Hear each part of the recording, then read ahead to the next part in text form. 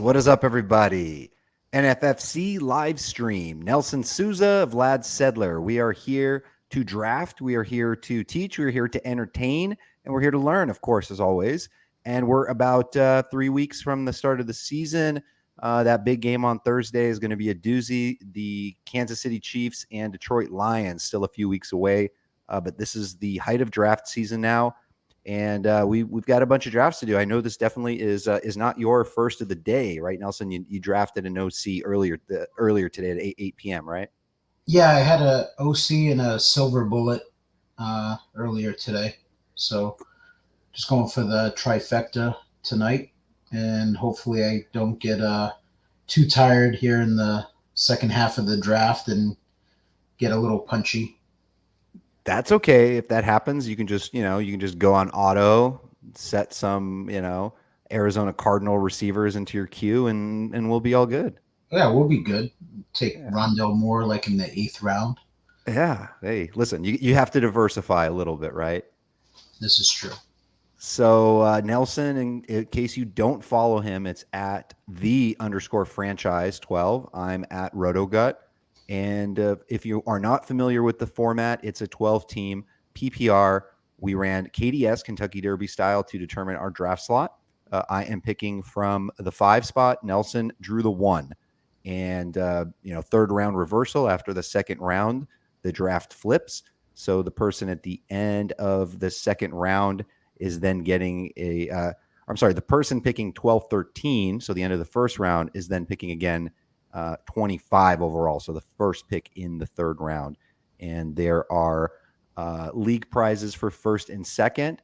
After week 14, it goes into a 3-week playoff. What it does is it'll pay you out for your league if you've won. And then the first and second teams within each league, it'll take your average score for those 14 weeks, 150, 170, whatever points it is. And then it adds consecutively into the overall player pool weeks, the last 3 weeks of the fantasy playoffs. And then the overall champion receives $250,000. And there's another 50 plus prizes on top of that, but a lot of money at stake here. And then in this sort of GPP style, we're drafting a lot with upside in mind, right? When we're drafting these. Yeah, I mean it's a big tournament, so you want to draft upside. You want to have some solid picks, guys that are safe, solid floors. But for the most part, and you got to take on a little risk with some of these picks. But you don't want to have your whole team made up of like risky players either. There's a fine line. You got to be able to do a little bit of both. So we are about to be kicking off here. 28 seconds to go before the draft kicks off, and we are gonna get going here. Nelson is number 1 here on the clock.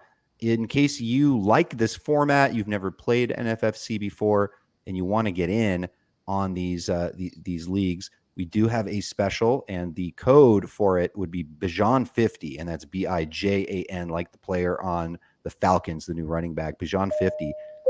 That'll get you $50 off of a NFFC Online Championship, so $300 instead of $350, and that code is good one time for these contests through Sunday. So go ahead and check that out. Off the board, no surprise. You never know. I mean, I don't know how often you get a number 1 pick, but something tells me if you had maybe had 5 number 1 picks over the last 3 days, you might diversify off Jefferson there, right? Yeah, I actually started off the season having a lot of number 1 picks and a lot of Jefferson. And then I just stopped choosing number 1 as like my first preference. And I just put it last and went to the back half of the draft. And, now I'm back on Jefferson train only because, I've gotten a little bored drafting from the back half, and I just want to have a couple of different looking teams now. Mm-hmm. Yeah. So right off the bat, I'm in a pickle here because the 2 guys that I really wanted to draft here were Bijan Robinson and Tyreek Hill. And I can give away the fact that our friend, longtime high stakes player, Matt Modica, is at the 3. So of course, no Bijan for me. And then what's that? You got CMC. We just talked about it. Yes, yes. So the funny thing is, we recorded the high stakes fantasy podcast, uh, FTN High Stakes Fantasy Podcast on last night, so Tuesday night, and we basically went over exactly this. I kind of made a really strong argument for Christian McCaffrey there. Nelson made one against him, not necessarily anti CMC, just anti like there where he goes, and just kind of a different philosophy on things. And this is my sixth OC draft and my second Christian McCaffrey. So I do want to diversify, and I'm always scared of the like the DeGrom factor, and not saying necessarily like that DeGrom McCaffrey is the DeGrom of football, but obviously a storied injury history for him, and just yeah, I mean if he plays, pretty much it's going to be a home run, and the 20 plus fantasy points per game. But that's the will he play all the time is always a concern. So, all right, keep moving along here, and yeah, 12 teamer, middle of the first round, and yeah, man, just right off the bat, I really wanted a Tyreek Hill share, and Yeah. very untimely quote today, at least for me, wanting to target him today, saying like he wants to get 2,000 yards. And it's funny when like somebody random says that. I remember in baseball there was a dude, Brendan Rodgers, who was a decent prospect, but he before the 2019 season said like I'm going to steal 20 bases, and since 2019 he doesn't even have a freaking stolen base attempt. This is different. This is Tyreek Hill, very capable of it. If he played a full complement of snaps last year, would have been over 2,000. So obviously, Tua and this offense are really going to air it out even more this year, which is kind of even hard to imagine. So that's a piece of what you want to get. So we were talking about before the show, the 5 spot, at least for you, isn't a very ideal spot, right? No, I mean, you can make it work, but it's my least favorite. I don't want to be in the middle this year.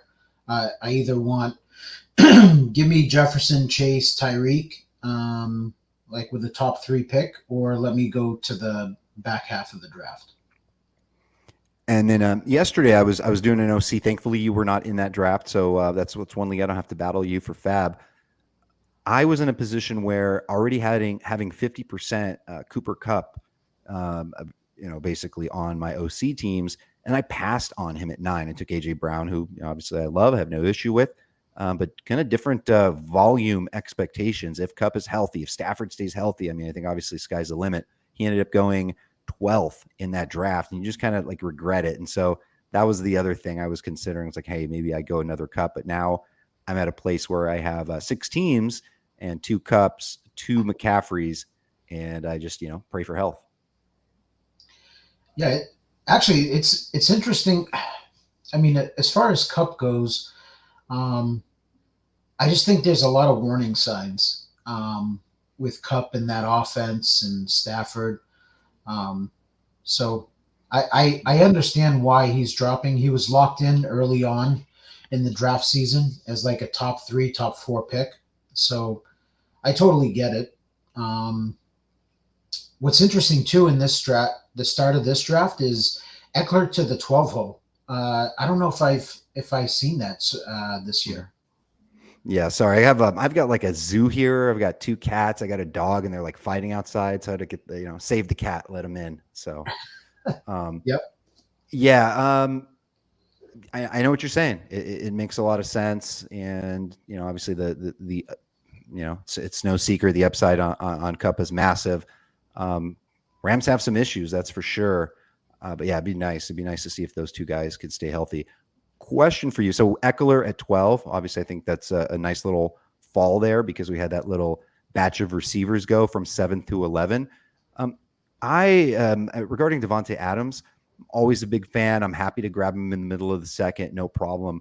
But just recently, just the last couple of days, I just started having that vibe. We were talking about on the pod, like that gut, that instinct about like me specifically with Jimmy Garoppolo. So first of all, the fact that he really doesn't throw the ball deep very often, doesn't chuck it the way that Carr does, the way Rodgers could, and so that's a little bit of concern. And I don't know, I just can't imagine him staying healthy for the full season. So I just wonder if there's any chance that there's a little dip on Devontae Adams this year, production wise. I mean, it's possible. I think a lot of people had that unknown and were predicting the same thing last year when he went to Vegas and he was with Derek Carr, and huge downgrade from Aaron Rodgers, and he didn't really miss a beat. I mean, you don't have to like actually say it. Like, I mean, people should go to FTN Fantasy, join the high stakes package. Actually, code for that is high stakes 20 if you want to get 20% off the package with Nelson, access to Nelson in the Discord, the fades list, his rankings, which are very unique. Like, pretty much there's like chalk rankings that you see everywhere. And then there's Nelson's, and he's got the track record to prove it. One of the top money winners in the high stakes field over the last few years. But if just kind of level setting all that, between Garrett Wilson and Devontae Adams, like you say, you had one draft, like your silver bullet. You don't have to tell us like who you drafted in the silver bullet. You're choosing between those two guys at say, pick 16. Who are you taking? Now it's you're on the clock, so I just want to make sure I don't want to mess you up. But I mean it's pretty easy. I'm taking Garrett Wilson over Adams. That's how I have it ranked. So that's the way I would go. Okay. So, all right, I got to make my pick quick here. Yeah, I guess there's a little bit of concern with this abdomen injury for Jalen Waddle, but I'm still gonna go ahead and grab him there as my wide receiver one. We got another Kelsey Mahomes stack. Shocking. So, I literally like jinxed it because I was on a podcast with Greg Ambrosius, and we were doing one of these lives. Sorry, not a podcast. It was a live stream. And I had made the comment that, I didn't see any Kelsey Mahomes stacks because Kelsey was like locked in as like a top 5, top 6 pick. And Mahomes would always constantly go at the 1-2 turn. So you would never get a shot at it. And now it's crazy. Like it happens every draft now. Mm-hmm. Yeah. And that happened to me in my 4th OC. And we were talking about it then. We did it live, and it's always an uncomfortable build whenever you're taking Kelsey. You always just kind of feel like you're one receiver and one running back behind.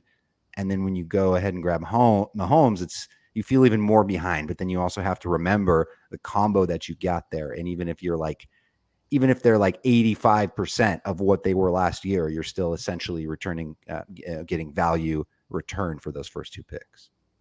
Yeah. Question on Devonta Smith. For whatever reason, man, I don't know why. It's just, these are always the kind of like the ebbs and flows of how you feel during draft season. And he's obviously a very talented receiver on the borderline of elite. They have a lot of weapons there. He was phenomenal last year, caught 95 balls in his second full year, scored 255 fantasy points in this format. But I'm not seeing myself like clicking on him a lot in that range. I don't know, like what is my gut just broken in this case, or he's just going to kind of repeat and have another 250 plus points again? I think part of his production spike was when Goddard went out. I'd have to look again at the game logs just to back it up, but I just I'm going off of memory. I remember him just starting to go off in games when Goddard got hurt and missed some time. Yeah, I mean, he was a late season darling. So, and I know Goddard was around for some of those games, but like it was, he went 21 against the Titans, 17 points against the Giants, 17 against the Bears, and 31. He went 8-1-13 and 2 touchdowns against Dallas. And then in the fantasy championship, 9 for 115, no touchdowns against the Saints. So yeah, that was a nice little stretch there. So he definitely kind of brought it on there towards the end. T. Higgins. So he's one of those guys that like, he's another one where I don't know. I always have some skills is not a concern, but he just kind of sometimes gives me like that Mike Williams feel. Like you remember that game where, especially if you played DFS, I forgot what week it was, but he was just, came out for a snap and then basically just like rested the entire time. And he's got some other issues this, in the preseason. There's just always something a little, shaky about him that bugs me. Yeah, and see, this is a territory where it's tricky because Devontae Smith, Olave, Ridley, Higgins, DK, like all these guys going off the board, all look good to me. Um, but like something, every year this happens, and I'm not trying to be a Debbie Downer, but like a couple of these guys are just not gonna Mhm. fulfill expectations. Yeah, yeah. It's just the math. It's a no brainer. You never see, the first. I don't know what the rates are. I mean, I know what they are for rounds 3 through 5, just because my Golden Zone wide receiver article, and it's about like a 45-50% bust rate, basically, or just like failing of expectations among wide receivers in that range over the last 3 seasons. But then you always have a couple of your smashes if you can hit it right. Last Yeah. year, Amon-Ra St. Brown and Jalen Waddle were the two guys in that golden zone rounds 4 and 5 that ended up returning wide receiver 1 value. So like 1 through 12 overall But wide basically, receivers. what you're saying is half the receivers in those rounds will bust. Yeah, well, bust also. Some of them are like wide receiver 45 plus, so they're not, or like wide receiver 40 plus, so they're not like a top. They're not like a wide receiver 3 even. So that to Yeah. me is, I consider it a bust. All right, so here we go. Coming up, a couple picks away. Mark Andrews, usually around where he goes, usually right around pick 30. Jerry Judy's has been receiving a lot of love in NFFC formats, going right around there. I took him at 27, so kind of end of the third round in mine, or beginning of the third round with the third round reversal. Calvin Ridley is a very obviously popular pick. I mean, that's another guy that can return first round value if he's fully healthy. All right, so here I go, about to be on the clock. Always nice This for is me going to to be see. interesting. I'm, Yeah, I don't. I'm very curious what you're going to do here. All right. I mean, I can talk it through too. I know there's some people here, that are in the draft, but hey, if I'm on the clock, I'll go for it. So I already have my running back, so I'm not going to force Jamar Gibbs here. So that would be my running back target. Would not be looking at Jonathan Taylor at this point. He even had like some excused absence today, just bad juju around him. We talked about it on the podcast yesterday.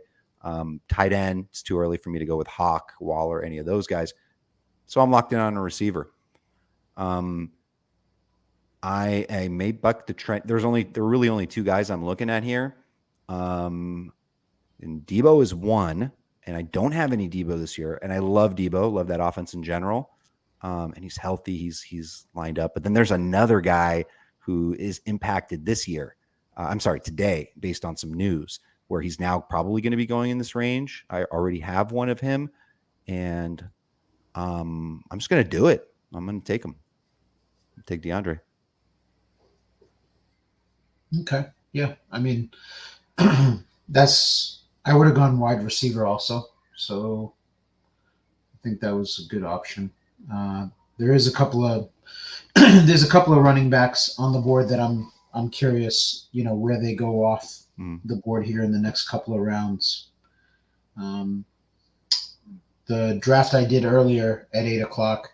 Once they go off the board, we'll talk about it and everything. I don't want to really, start naming names from guys that are not drafted, but I think these drafts right now, everyone's curious.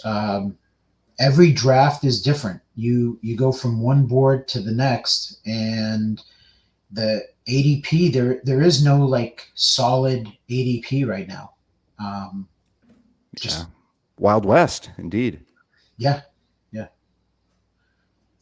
Like So I'll give you an example. Like Najee Harris went here in the middle of the third round.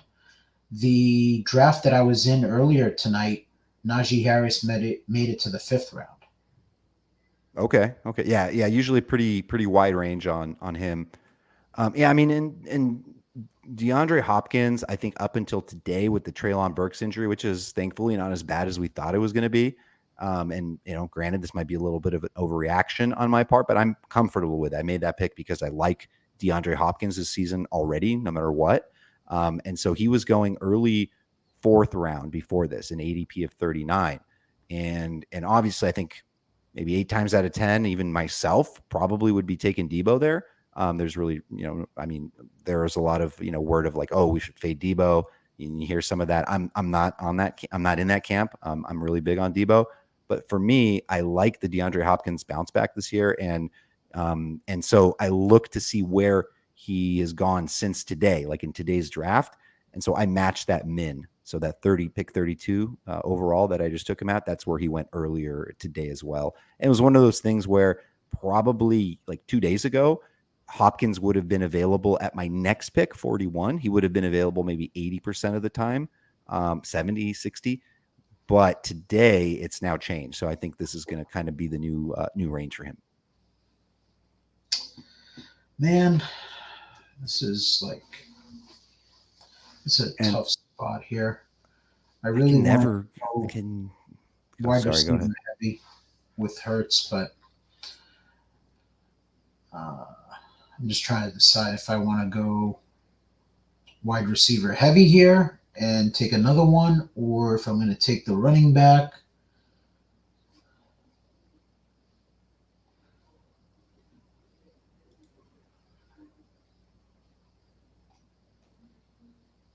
Man, that's a sexy combo.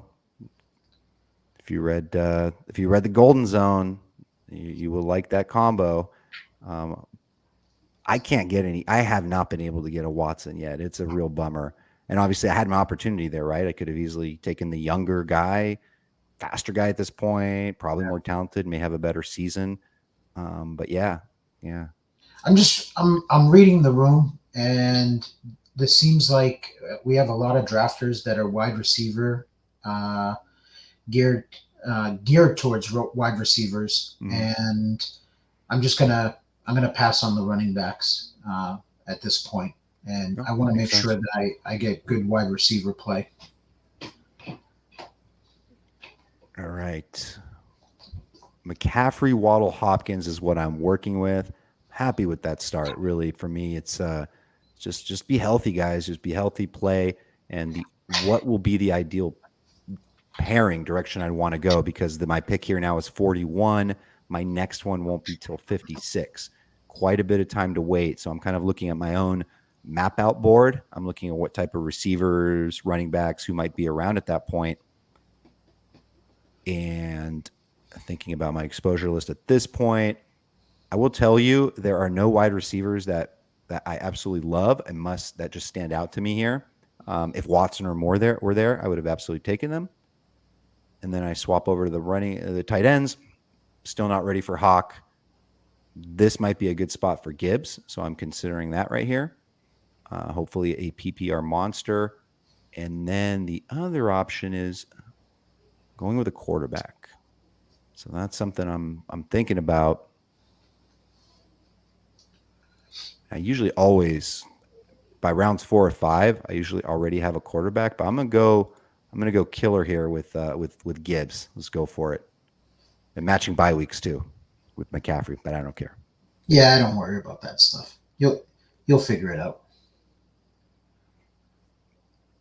Yeah, obviously having a top 7, 8 quarterback it's a nice thing. If you have a guy that could potentially average you 30 fantasy points a game, it's fantastic. It's obviously a lot harder to find those guys. There probably will be one guy that averages over 28 points per game that goes beyond the top 8.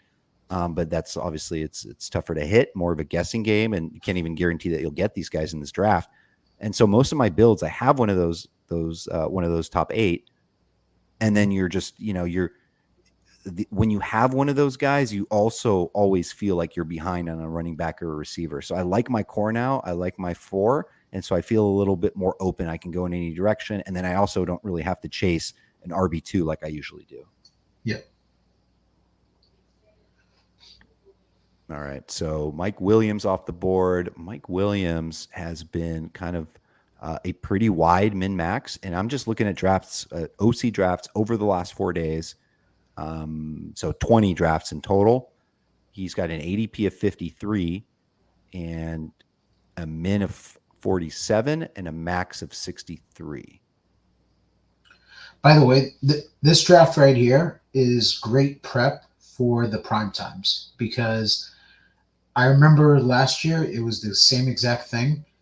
We got certain drafters in the room, and you started going, and it was all yellow, Mhm. and they knew, in this format you got to start three wide receivers. So a lot of the guys knew the importance of having, pretty strong wide receiver play, Mhm. and that's what you saw. And you saw a lot of these, like the other, the other positions, running backs and stuff like that, they fell Mhm. because everyone's like, I at least want, two to three, really solid wide receiver options, because as you know, like as you go like later in the draft, the hit rate lessens and the miss rate, increases. Mhm. So, you know, you can put on like your sunglasses. Like I like to say, like, you put on your sunglasses and you're like, you can figure out all the positives to a player, right? You take them like in the seventh round. You're like,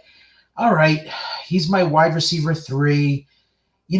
I could see where like he hits and he Mhm. has a great year, and it's like you're you're kind of like trying to make it, work and make it sound good, but usually, it's not going to work out, with those receivers. Usually there's like between, like you said, it's like between rounds like 5 and 7, those wide receivers, there's gonna be, two or three that are gonna be really good, and then there's just gonna be a lot of misses. Yeah, yeah. I got somebody in the chat. I don't know if it's a newbie, but he says, I guess I'll take. Oh, I get it. He says, I guess I'll take 59 seconds each time too. Nothing to do. Let's set the record for the longest NFFC draft in history. Hey, maybe he's talking to me, but I'm streaming, and I don't know if you didn't knew, but you signed up for a draft where we're live streaming, and so my apologies. I know it's late. I know it's 11 Screw it. o'clock, I'm and gonna take 59 seconds every pick, yeah, and I'm on the East Coast, and we're gonna stay up till like 3 in the morning. let's do it. Let's do it. Yeah, so so that's the risk. I took Gibbs, and that means I'm out. I mean, it just meant it was a conscious decision, maybe not a right one, that I was not going to get one of the running backs because there was a very little chance that any of Herbert, Lamar, Fields, or Lawrence was coming back to me. So now Yeah. I'm gonna have some tougher decisions there. And it's more comfortable when you have one of those guys, even if it means that your wide receiver three or your RB2 isn't as strong. There's just something for me very comfy about having one of these guys as my running back, my quarterback. Hmm. Team two, they got the little pairing there, Jamar Chase, and they were able to get Joe Burrow right around ADP, maybe just a little bit before there, and then I the kind of wish three. they went T. Higgins instead of Olave. Mhm. Just go for the full Cincy stack. Just go for the full. Um, your thoughts on, and obviously there's a lot of, I don't know, literature isn't the word because literature isn't really. I guess that's in a paper book or I just was gonna say, you can't go there. content. Yeah, but my question was about stacking, like full on stacking in this type of format versus underdog or just like best ball. I still think that, as long as you don't like really force it, the stack, and you're passing on really good players just to make your stack work, I still have it, in the back of my mind of, who my receivers are, who's my quarterback, and can I stack it? Can I make that work? Because I do believe in like this tournament style format, that Mm-hmm. that's, you want to score as many points as possible, and that's one of the quickest Yep. avenues is, especially like in the shootout in the playoffs, where, you're trying to beat a bunch of teams to win $250,000, and your quarterback and wide receiver, they go off, one or two of those weeks, where we've seen it with Burrow and Chase, we saw it with Mahomes and Kelsey. You're going to move up the leaderboard really quick. Mm-hmm. All right, a lot of this is kind of going to ADP here. Maybe McLaurin just a little bit past his there. Hawk a little past his. TJ Hawkinson, TJ Hawkinson and Waller. The gap between the two has really been closing. The helium on Darren Waller is incredible. But he's also, I mean, it's almost like a fresh start, new beginning. It's a good offense for him, good quarterback. They've got a nice little rapport in training camp, but we kind of forget how kind of got our blinders on as far as like kind of how frequently it seems that Waller gets dinged up. Yep. Yeah. Yeah. So Steven, he says ETN's got excellent receiving skills. He doesn't buy the tank stealing much of the workload there in Jacksonville. Mm. And you know how I feel about that. That I do like ETN, but I really haven't drafted him all that much this year.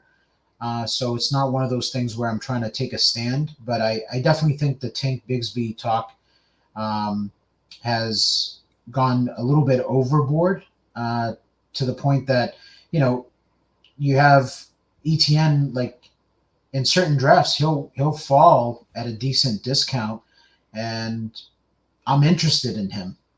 At that point, especially when everyone like is trying to shit on a guy, and they're talking about like this rookie and how he's going to be super involved in everything. But I do see a situation where Bigsby does get involved and works his way into the rotation, and then ETN just doesn't have that upside that you're looking for, but still possibly steady. Yeah, so my bad. I completely forgot. I usually have the comments open and looking at them, so you just kind of refresh my memory. I had it stuck on some other page, so here we are back to it. So definitely, if you have comments, we'll post them here as we draft. So my apologies. Yeah, a lot of people are down with this, and look who's back. I just showed him earlier. This is not a real account. Just want people to know that is a fantasy baseball podcaster and mass drafter who's hiding behind fake characters. So hello, sir. We won't out you today. All right. Bob is a old school vet of the NFFC. He's been playing in high stakes for many, many years. You'll catch him in a lot of these drafts. He says, interesting team 12, taking Stevenson and Hall. So looking at that team 12, 3 running backs in the first 5 picks. That's like a highly talented team. That's like if those guys stay healthy and Breece Hall's like, say, just rocking and rolling by week 3, and let's say Dalvin Cook, has shoulder issues. I mean, that team's ready to rock. You can just like load in your Breece Hall week 3. I'm sorry, in your flex, and you're just kind of good to go. But it's not the same as it was years ago, where you can just kind of comfortably take 3 running backs in your first 5 picks. Those days have kind of I think they've sailed a little bit. We got Nelson on the clock if you want to talk through the second pick. Yeah, it's looking like it's wide receiver or running back, and I feel like it's like right at the end of a tier at wide receiver. So I'm trying to decide on that, or if I'm going to go ahead and take a running back. Make sure you take your all 59 seconds, because we don't want our buddy here. Man, oh man. I like when Nelson gets stuck, because you're going to win a bunch of leagues. I want to be in some leagues with you where, like, no offense, you're just, you're just off your game and tired. I am off because I usually don't take this long to make picks. And by now I've, figured out how to juggle, live stream talking and picking. And I've done enough of these that, I could do them without even having a cheat sheet or anything. But it's kind of got me, the last couple of turns have got me stumped, only because like what I'm really like racking my brain over is just how I want to like build the team and the structure. So it just comes down to that. All right, so I'm gonna make my pick here. There's no quarterbacks that I'm looking at. There are some wide receivers that I'm absolutely interested in. Not gonna have another pick for a while. Running back pool, I have got two, and there's I think there probably will be somebody available to me. So I'm gonna take a guy I actually have bolded here because I don't think he would make it back to me, and I just want to get in on him. And we talked about him last time. It's Gabe Davis.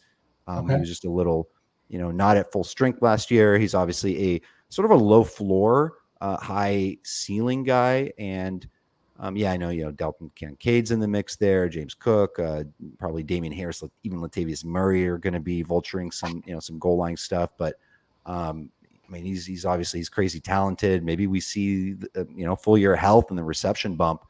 So grabbing him as my 4, it feels good. So I'm good with it. We definitely did talk about it, that um, waiting for Gabe Davis like in the 7th round, just that wasn't going to happen in this type of draft. You can tell by the flow that these guys are going to make they're going to clean up wide receiver pretty much, and that was kind of part of the reason why I went with Deontay.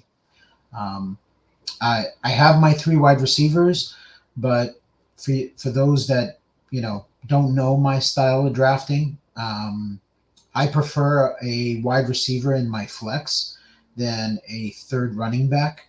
Mm-hmm. And you know things could change during the year where I have 2 capable running backs, and then my handcuff guy all of a sudden becomes like a legit like RB1 contender, and Mm-hmm. then I'm playing him in the flex. Sure, that could happen, but typically, I structure my teams where it's going to be a wide receiver going into the season that's going to be in the flex. Team 6, by the way, so they did we're always kind of a little micro perspective on Kelsey Mahomes build. So I Mm-hmm. mean, I like that. I like the way it worked out. I think if I don't, I think the structure I like. We'll see about the players and how they work out. I've been big on Amari Cooper this draft season, but apparently Deshaun Watson has just not looked good. Just has not been in sync with his guys, and obviously, dude's got some bad juju, and it doesn't always translate on the field. Sometimes you're just a dick, but then you're just good at football and just whatever.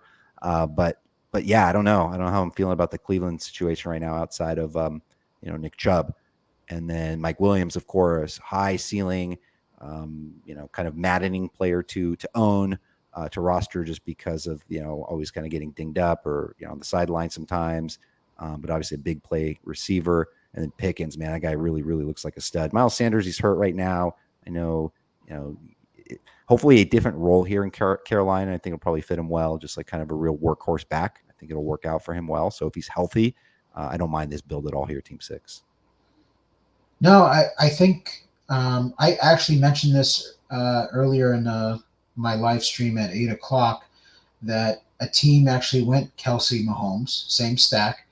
And I think the right way to build it is to then go ahead and attack wide receiver. Mm-hmm. And I like when they do that.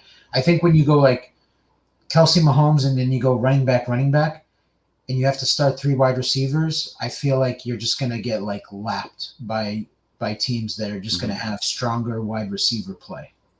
Even though like obviously you got the edge with Kelsey and Mahomes, but I feel like receiver is the position that you got to attack, and you've already kind of made up your mind that you wanted the KC stack. So I feel like it's almost like a 0 type of running back build.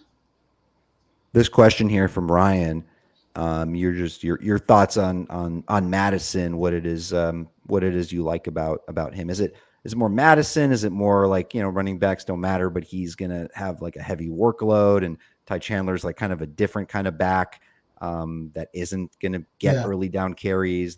What is it about Madison? Um, yeah, I just Madison's on a better team, better offense than Pierce, so not interested there. And I think people are downplaying the fact that Madison could go into the season as a 3 down back.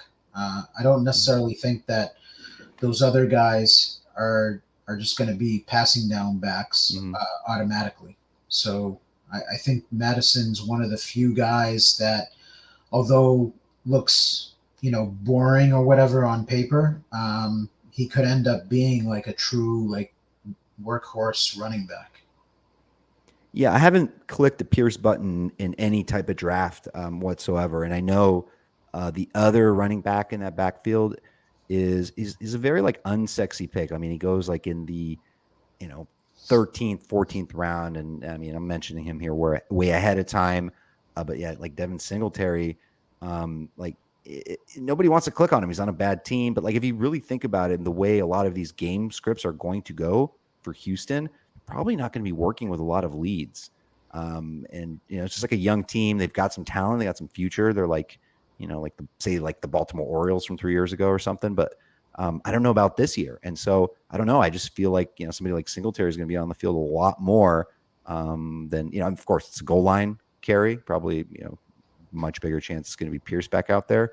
But they might be in a lot of game scripts where they're just, chasing and just, and I know Singletary didn't catch a lot of passes last season necessarily, but he's definitely more the pass catching back there. Yeah. All right. So I still don't have a quarterback. I'm coming up on 4 picks. Zay Flowers, the fun rookie. It's kind of interesting to see Mike Evans, Zay Flowers go back to back, just like completely two different worlds, like, different swings of their career. We talked about a couple times ago, a couple podcast live streams ago, Mike Evans, basically 33% of his fantasy points came in 2 games last season. And obviously moving from Tom Brady to Baker Mayfield, but just kind of tilting with Mike Evans last year, especially if you play DFS just so many times, just like the ball, coming, fourth quarter, you kind of need those fantasy points and so the ball like kind of flying out of his hands or not catching it at the last. Yeah, Evans in week 17 didn't cost me 200,000 or anything, so I'm not bitter about it. I'm sorry to keep bringing him up. I'm fine. All right, so quarterback wise, I'm still staying put. There's no reason for me to jump anybody here. I'm comfortable having 4 receivers. There are a couple of receivers that like I would love to grab in a build where I didn't have a 4th. So getting a good 5th receiver is not, especially like one that could be the wide receiver 1 on their team. I wouldn't necessarily call it overkill. I don't think it's I really. Like it. Yeah. My motto. For me, like, even though you've taken 4 wide receivers and like that's the strength of your team, like make sure, like I see it way too often where teams they like quit on their 5th and 6th wide receiver and like they don't take another one till like much later in the draft. I think it's important to have your 5th wide receiver be like semi strong where, when bye weeks come into play, injuries, things like that, you have that guy that you can put in there. Mm-hmm.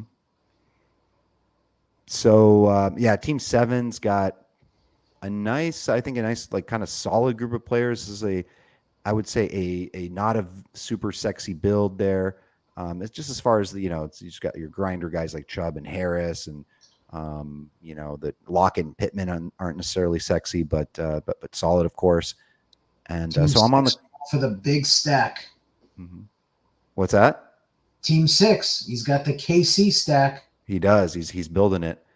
So for me, I'm not going to do a tight end quite yet.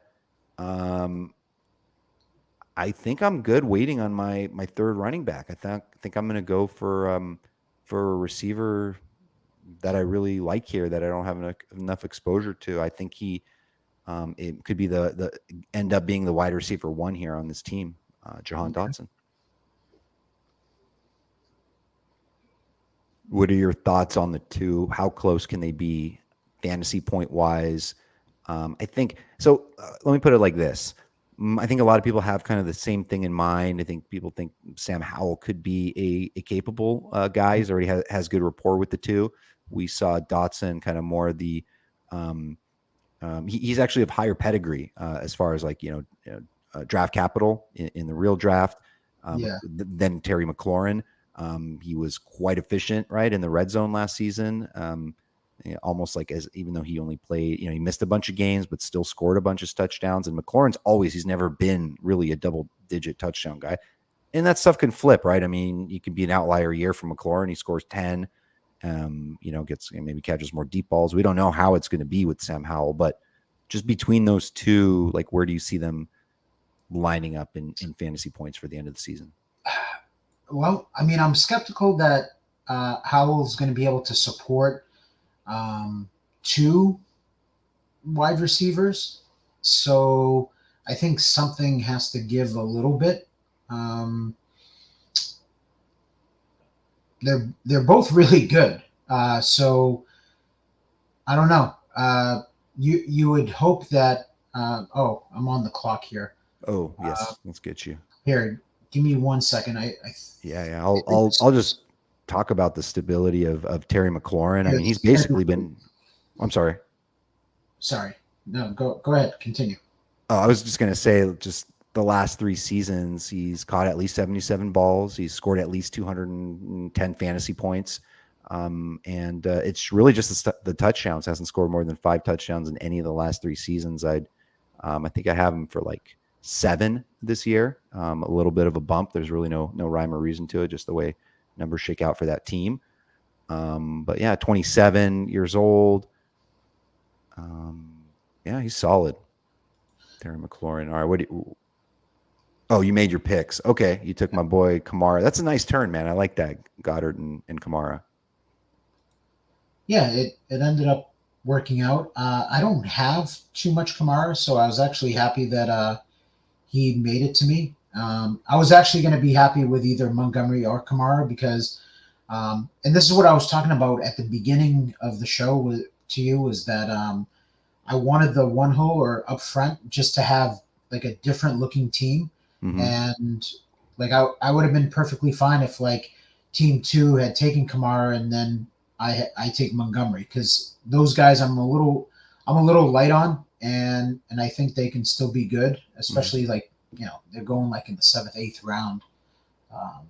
So I like that. And then Goddard, pair him with Hurts. So like that's a situation where I was, also saying about stacking is that you don't force it, right? Forcing it would have been the 5-6 turn. I pass on Deontay or Madison and I take Goddard because it's like, I want to have that Philly stack. So you pass on a pretty good player, to force it, let it come kind of semi-natural to you, if that makes sense. Yep, makes sense. All right, so I'm coming up here again. And then, I mean, I even though I'm already like 50% on Kamara in my draft so far, I would have absolutely taken him coming back around. In fact, I almost took him in the 7th. Even better, I feel like the price is a little bit depressed because he's going to be out for for those first 3 games. So, and I've been taking him as my 3, I think, for the most part. But also we said we have different styles. I think I usually at this point would usually have 3 running backs where I know you're a little bit more comfortable kind of waiting on that 2nd or 3rd. All right. So is that me now? Shoot. It's on you. Yeah. Sorry. I thought you knew. Oh crap. I'm about to be. That's fine. I have my pre-draft rankings and he was next on my queue, so that's fine. So yeah, Auto Vlad, sorry, screwed up. Make sure you take it off of Auto. And no, I'm not. I think it's if you time out twice. That's fine. I mean, Dalvin Cook at 89. I mean, so what's the deal? Why did he go 45 the day that he joined the team? And then is it just the fact that he's still sitting out a week because of the shoulder? Is it the fact that Breece is back soon? Like, still feels like an okay deal.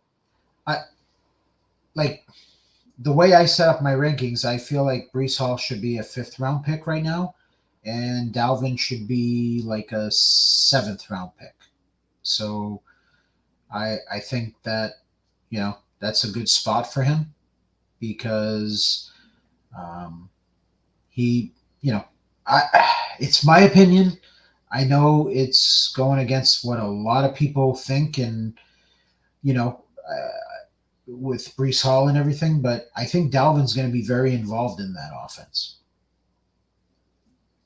Yeah, I think so too. I mean, Aaron Rodgers has been crushed by him over the years, or his teams, his Green Bay teams have been. I just remember very distinctly certain box score, like his biggest games of the season. He's just like doing DFS articles like, oh, Delvin Cook's playing Green Bay. All right, smash. Let's play him. So, brought the enemy in, and he'll deploy him. Yep.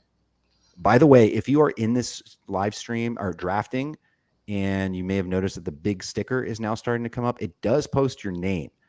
And so if you do want to be incognito, you do not want people to see your picks for whatever reason, just let me know. Let us know in the draft chat or this chat, and we can take off that big sticker. But for now, we're going to have it going, and you are not incognito.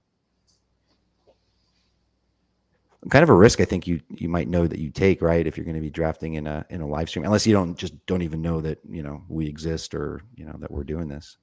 It happens, I'm True. sure. I, you know what? I think a lot of people, when they see that we're promoting the live stream and they join because of it, I think genuinely enjoy listening to us talk, and hopefully say nice things about their teams. But I think they just want to be able to hear what our draft strategy is, and what we're thinking of the draft and how we're building our teams. So um, obviously you can just tune into the live stream, but I think the part two for them is why not join it, and Mm-hmm. and it it's I don't think we're not really like, I don't think of us as like two big shots in the industry. I think there's a lot of other people out there with like 100,000 plus followers on Twitter or X, and Mm-hmm. and everything. So they're more on the with a target on their back, or more on the radar. But I think for like high stakes, we're probably well known, and I think a lot of these guys want to be able to crush us, basically, Mm-hmm. just kick our ass in this, right? So it's a little bit of bragging rights. Yep. No, dude, trust me, it always feels good when I'm able to pull off, a league win over you, or like outbid you on somebody, considering we both have on FTN Fantasy, both have our waiver wire fab articles, and Yeah. we'll be doing them again this year. They'll come out on Wednesdays.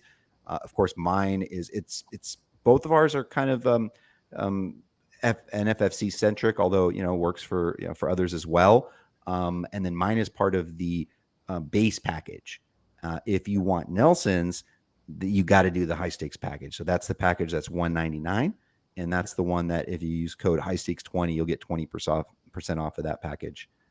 That's definitely something you want to see, and it's nice. Like sometimes we're on the same page on players, or I'll look at yours and see that we're way off on somebody, and I'll kind of think about is something else I'm seeing here going to move the needle for me, move them up, or What will be cool too this year is it's going to be a little more apples to apples, and then people that subscribe to FTN, they can look at both, and they can get a pretty good feel of like what guys we're on, and what price we're looking at for these players to bid on.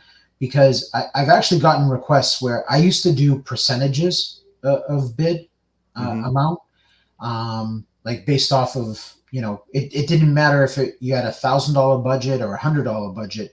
It was just a percentage. But I did it off of 1,000, and this year I'm going to do actual dollar amounts. Mm-hmm. So I know that that's how you do Yeah. yours. So I think it's just going to be easier for everyone. It's a little more clear. So I got those requests, dating back to last year. So Mm-hmm. And that'll of be course, like we adjust as the season goes on. So somebody that is a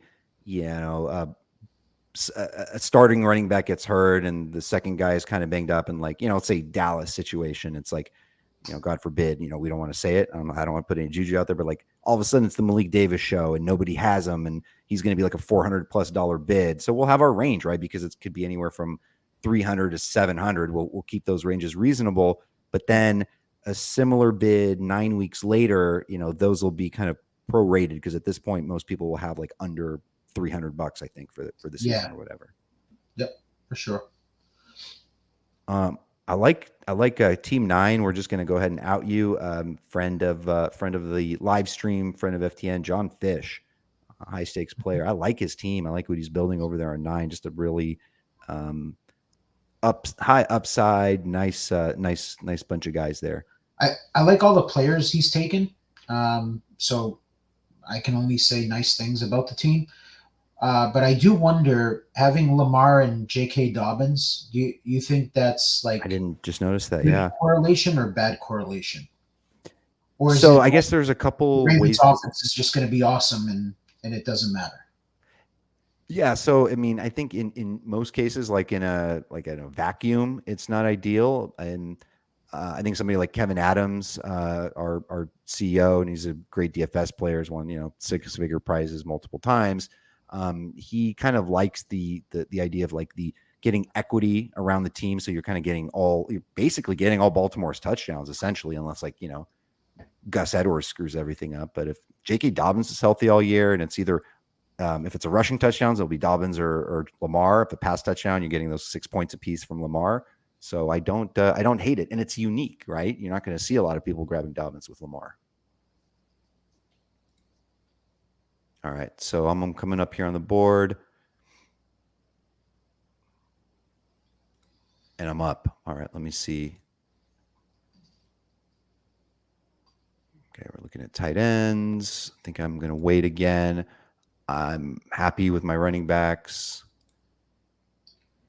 Some receivers I'm interested in, but running backs, but they've really kind of been pushed down.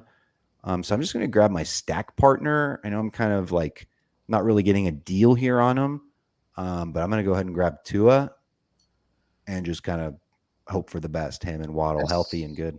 That's a pretty good deal on him, because I'll tell you what, I was in the Silver Bullet earlier tonight, and someone selected Tua. I think it was in the 5th round over like everybody. Oh wow! So that it's beauty in the eye of the beholder. I think that might be a deal on Tua. Who knows? Yeah, I think what gave me pause is just the fact that in certain drafts, in these OCs, that you'll see kind of a similar thing, like when a bunch of the early quarterbacks are gone, and then there's just a long wait and a long pause, and you can get some great deals on guys. And then all these Dax, Rodgerses, all these guys, they're viable. If you've already passed on the big 8, you can pretty much just wait for that range. And so what kind of gave me pause was the fact that I saw a max pick on Tua at 148. So I know that that's like a completely different draft, whatever. And but I don't know. That's maybe some aesthetics. I just wanted to get him to go with Waddle. I know he's going to throw a lot, so why not? Okay. On the clock, here you go. You got 4 receivers, 2 running backs. You got the Hurts Goddard combo, which I like a lot this year. Goddard healthy will be really good.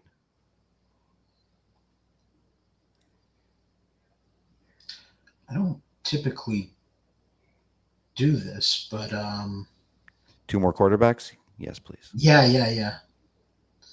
Ooh, look at you handcuffing, sir. Yeah. I mean, listen, this is Nelson Sousa, who basically was this Cincinnati Buffalo game counting away from winning the NFFC primetime last year. James Cook, all you needed was 7 points, 7.5 points. He would have been there. And you were playing McKinnon and Pacheco together, and it was working out. So at that point in the season, obviously Jamal Williams scored 17 touchdowns last year. Kamara is, upside is legit. And first round, second round, that's good.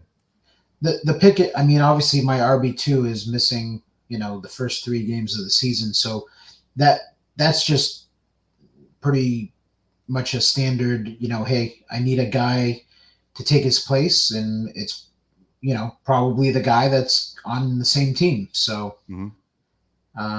you got Kendre Miller, who's banged up.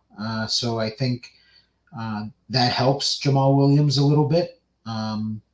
Where if Miller is not, back to practice and ready to go, here soon, he kind of falls behind a little bit. And so I mean, that literally just leaves us with one issue, the thorn in everyone's side, and that's Taysom Hill, right? Yeah, yeah. Taysom Hill could definitely be involved in the run game this year. There's a legend himself, sports betting man. He's the one with the avatar of the Dos Equis guy. He said he had the same, very similar start as you did in his OC. Okay, so he drafted at 10 o'clock tonight from the 101, and let's shoot, 4 players. Jefferson. Okay, so we're in good company with Mm-hmm. sports betting man. Mm-hmm. All right, so I'm on the clock here. I've got three, right? Three running backs, five receivers. Wide receivers are going. It's really thin now. There's nobody here that I want to force at 113. Um, there is a running back that I like, a couple of them, and man, I also don't mind. You know what?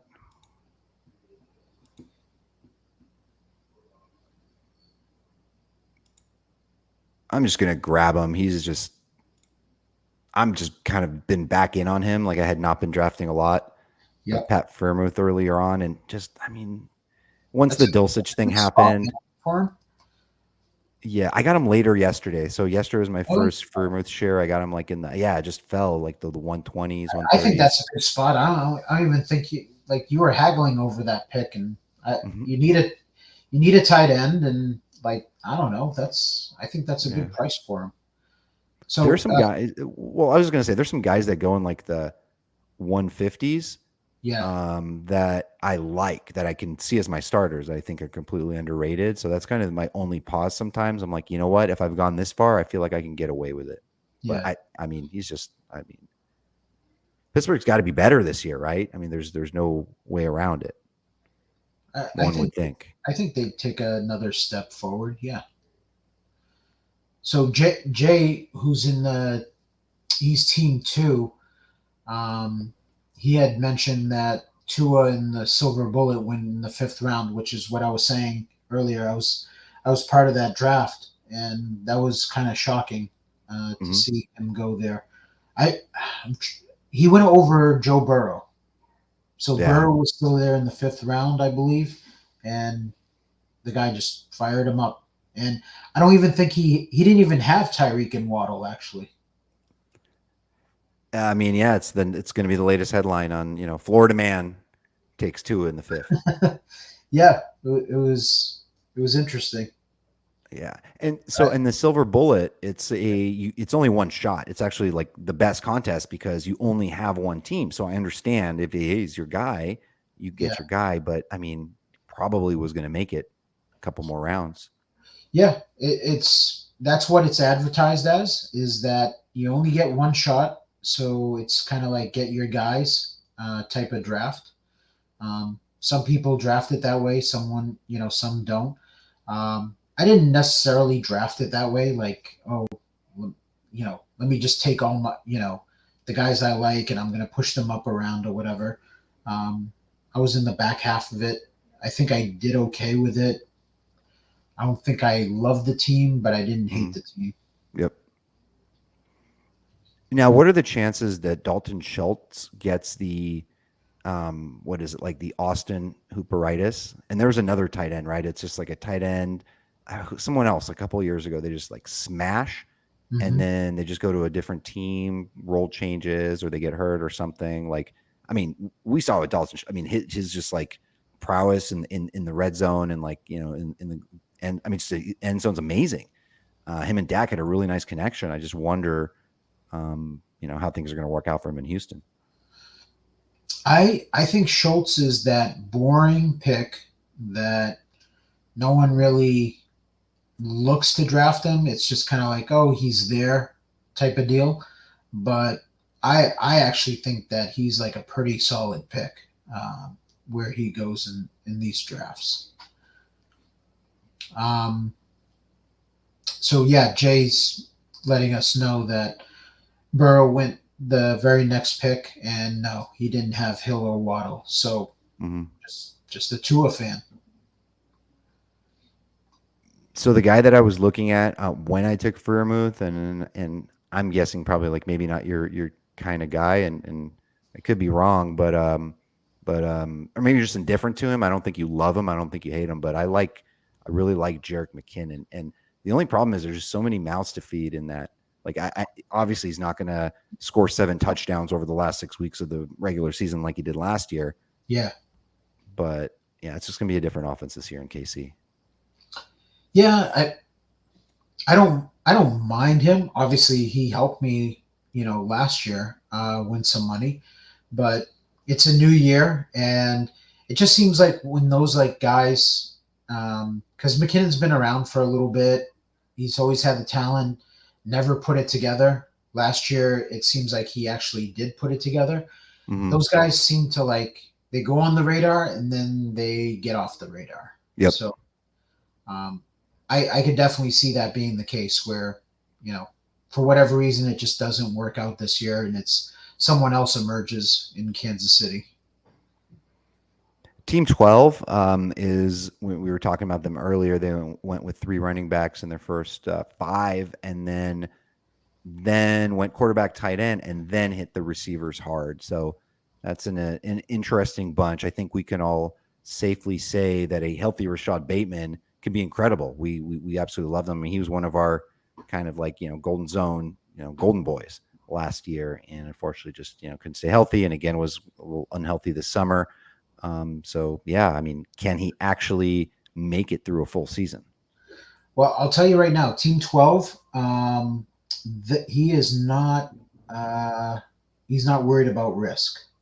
That's a team that's like, high upside, full of risk.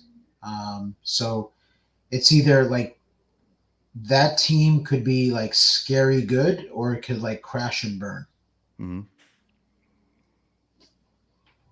Darnell Mooney. I've been perusing a little Mooney myself, usually in that range, and especially on teams where I have Fields. I do have Fields on 2 of 5, one of my favorite running backs in that range. It's really tough actually, just between you're getting different things around there. I feel like, and again, we're just going back up the board, but Justin Fields is that massive upside with maybe some concern of the floor. If you really kind of look into things, you've got Justin Herbert, who just feels just like a smash, like really no matter what, like can only get better from last year's down season, because he's had 100 less fantasy points last year than he did the previous year. And then a different offense with Kellen Moore and probably less of those Eckler checkdowns, more deep shots. And then you got the Trevor Lawrence kind of like on the up and up. So it's a really fun range. They're like, they can all just get you different paths to goodness. They're just different paths basically. Yeah. Now, what do you like for me here coming up on the 11th round? There's a couple of receivers, but I mean, it's probably running back for you. I only have 3. Of right? course, I say that when you need one.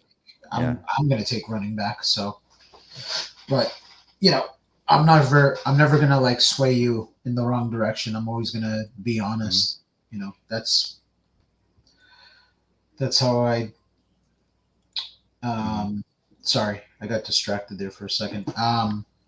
Yeah, I'm always going to be honest with you and tell you what I think is the right pick for your team or whatever, whether it's good or bad for my team. Props to you, man. Just like a trooper. It's like your 3rd draft today. I'm like exhausted, and people be watching this during the day. They're like, what the hell? But we're recording this late in the evening. This is a night owl draft, so we're drafting at 9 p.m. Eastern is basically the start time. 9 p.m. Western or Pacific midnight Nelson's time. So this is really Yeah, very it's night owl 1 friendly. a.m. and I'm definitely hitting the wall. Yeah. Usually I'm a night owl and I can hang and stay up, but today's been a long day. Today's just one of those days. I was busy in the afternoon, and you're up on the clock. I was Yep. busy in the afternoon. Then I did the live stream, and just back to back drafts. So yeah, trying to catch my second win, because this is what I expected was Mhm. the second half of this draft is gonna be rough.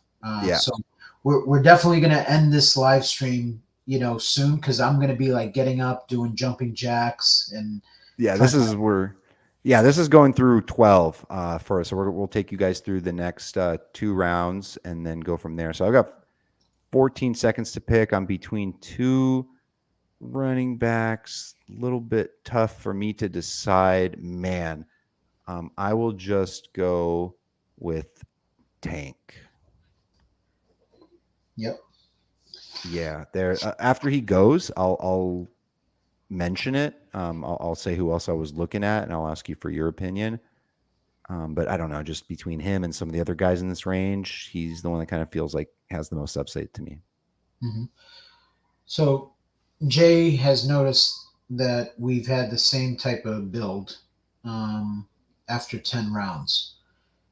Uh, if that's the build that we're looking for. Um, I don't know. You know, this is kind of, yeah. I mean, this is kind of like my build that I like to do to structure my team. I think Vlad is, pretty similar. Mhm. Um, so we ended up with the same type of, uh, for each position. Um, one quarterback, three running backs, five wide receivers, and a tight end.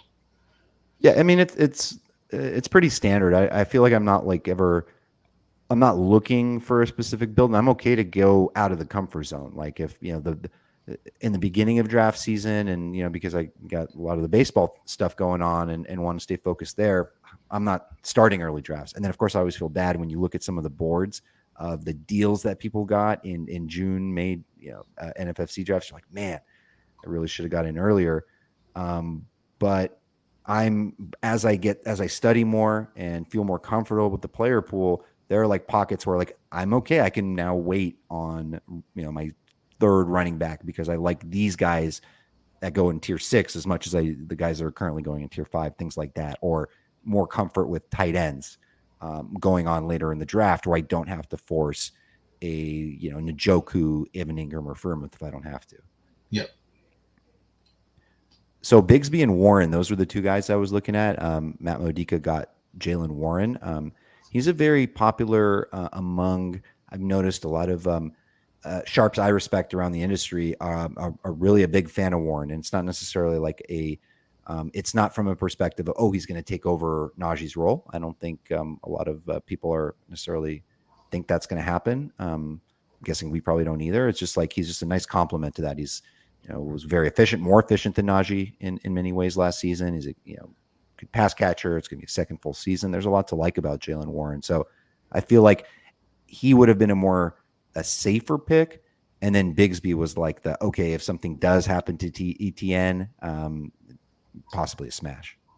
I think both guys are the same thing.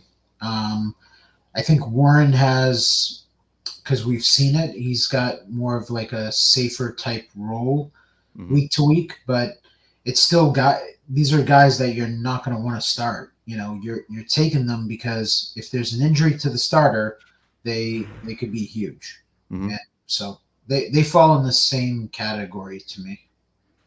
I like the Rashee Rice pick, man. That's really good. I mean, again, it's just you're getting pieces of good offenses. You're getting guys on the Bills, on Kansas City. You're just going to kind of see with Kansas City, kind of let the chips fall where they may. It could be Justin Ross could be the main guy there behind Kelsey for all we know. Right now, the market thinks it's Sky Moore first, then Tony and Rice, then Ross, Richie James, and all those guys, but. The fact of the matter is not even Kansas City knows right now. And Mahomes may not know until week Yeah. to week. All right, so I'm up.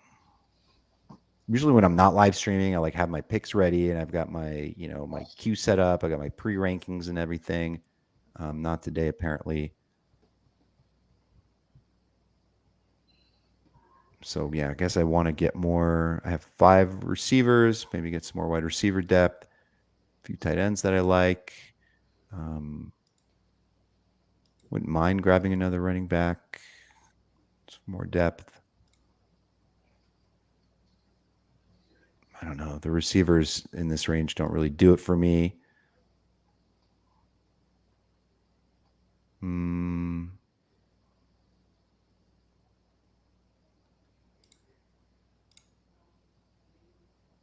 All right. So I just let that. Yeah. Sorry for anyone not watching the stream and that pick just came through as another auto. It's my second. I should be banned for that. But that was me just being too slow. There were a couple running backs, but I just didn't feel comfortable pulling the trigger. I like, and it's not a typical build going, 2 tight ends like this. Very similar. I'm going to have obviously a tough. It's not really good use of draft capital usually because Freiermuth is usually pretty much a good week to week guy for you. Should be a top 10 tight end. And then now I'm going to have a weekly pickle where like over analyzing Higbee versus Freiermuth's matchup and then possibly guessing wrong each week. But I would have been comfortable with Higbee as my first tight end, to be honest. And it's really just the fact that I do feel like he's the number 2 pass catching option behind Kupp on that team. And I think he's a big target guy. I think he's kind of just being really underrated. And he had some bad touchdown luck as well last year. So he was like a target monster when he's healthy. So though I don't necessarily love the use of that draft capital on a second tight end, I like the player. Yep. So you're good with we're finishing out this round here?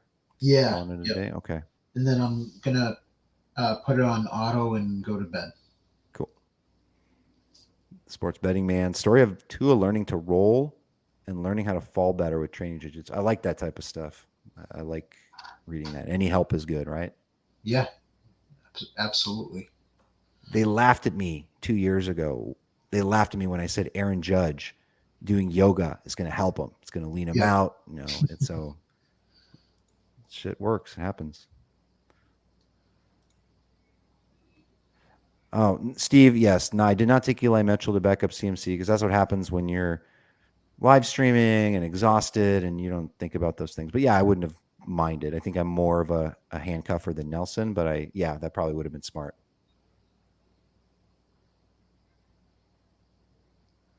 Is he still on the board? He's still on the board. Yeah. I shouldn't have even posted that.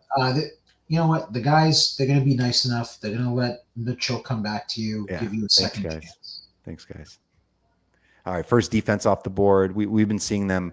This is kind of standard fare. So once we get into like rounds, end of round 12 or end of round 13, it used to be taboo. You don't take a defense. There's always one defense that always went a little, way earlier.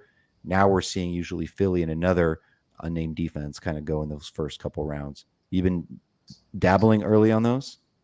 Yeah, quite a bit of Philadelphia. My thinking behind that is I'm trying to. I have a large portfolio of teams, right? So to stream defenses on every team, it becomes quite cumbersome on Wednesday nights. Bidding on those defenses and just putting those bid groups together.